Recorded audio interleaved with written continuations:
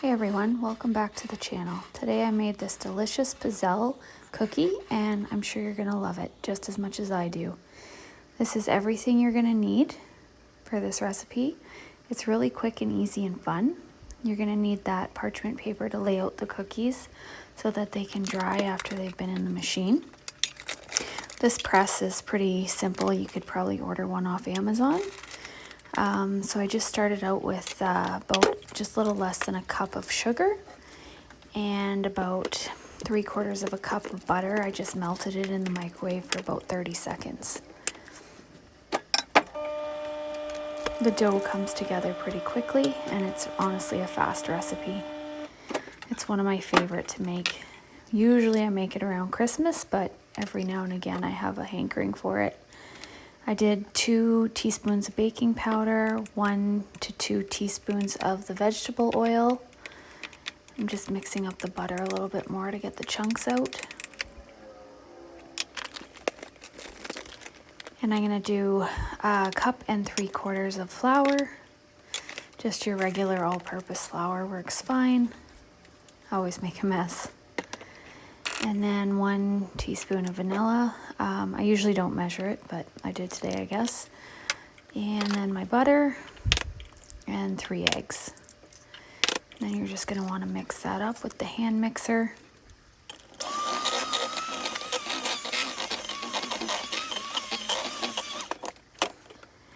So I started out like this. I added just a little bit more oil to bring it together. I'd probably say another teaspoon, not much at all.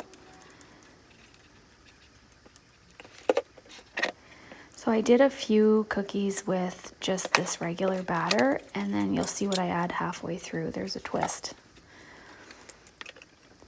So I did start by spraying my machine there. You don't have to. This is like a super non-stick. And then as you make them, you kind of get to know how much batter you have to add to each time.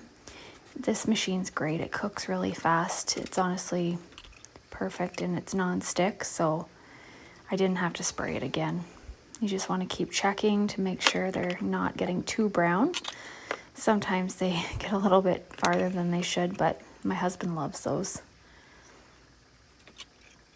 And I just scraped off the edges there when it came out the sides. I remember when my grandparents used to make these and they'd come out perfect every time. I guess it was years of practice. But this definitely brings back memories. And they come out soft, but when you lay them on the parchment paper, they harden up. Not too hard, just a nice soft cookie, but they become more firm, so they lay flat.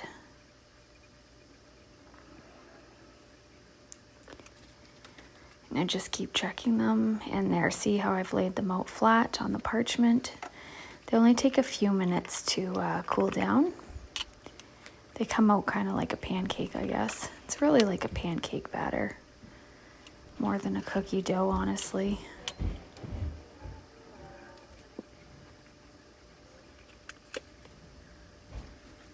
This machine's really hot, so you always got to be careful.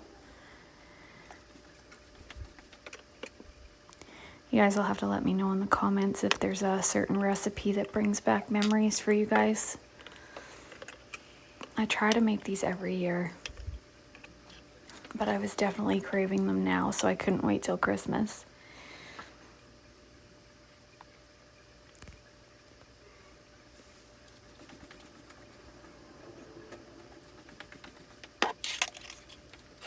So halfway through, this is anise. It's a liqueur. I just added a little bit and it gives it like this different taste. So I made half without and half with. It adds a different flavor, but it's very good. So you can choose to make them with or without the anise. Either way, they're really good.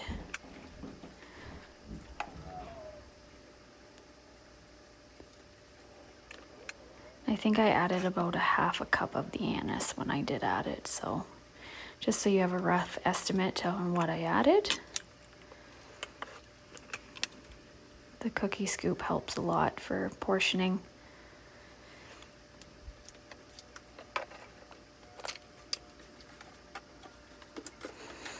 So funny fact, where I'm from, they call them tie plates instead of pizzelles.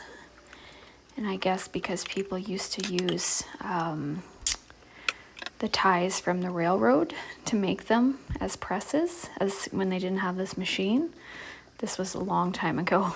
People don't do that anymore, but just a funny fact. So I remember arguing with one girl because she called them pizzelles and I called them tie plates. It was kind of funny. So if you've gotten this far in the video, you'll have to comment tie plate so I know you made it this far.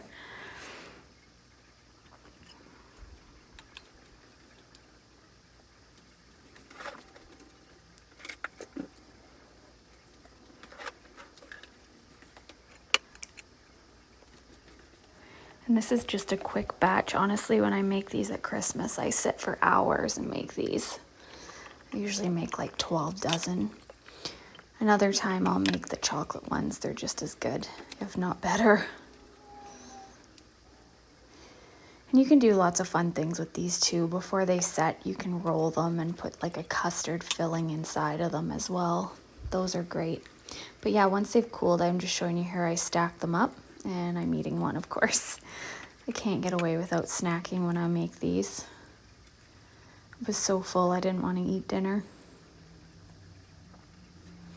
I do have 2 of these machines though, so usually I have both of them going so it's quicker, but it was fine with just the one for the small batch that I made just to curb my craving. And honestly, I didn't get most of them because my husband ate a lot.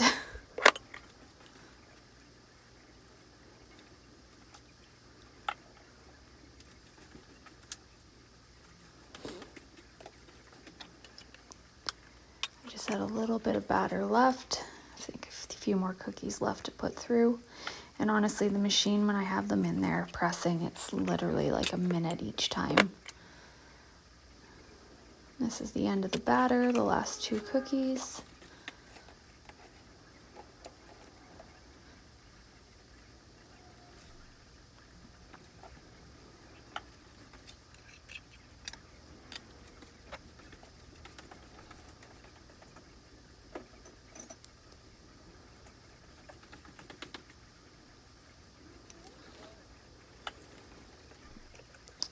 And there's the last ones coming off. And you want to leave your machine open to cool. And there you go, guys. That's the final product. I got quite a few cookies and I ate most when I was cooking. So I hope you enjoyed this one. I hope you try it out and let me know what you think and like of the channel and the video. If you've watched this far, I hope you like and subscribe for many more videos to come.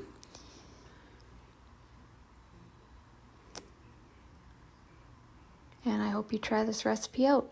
Thanks a lot.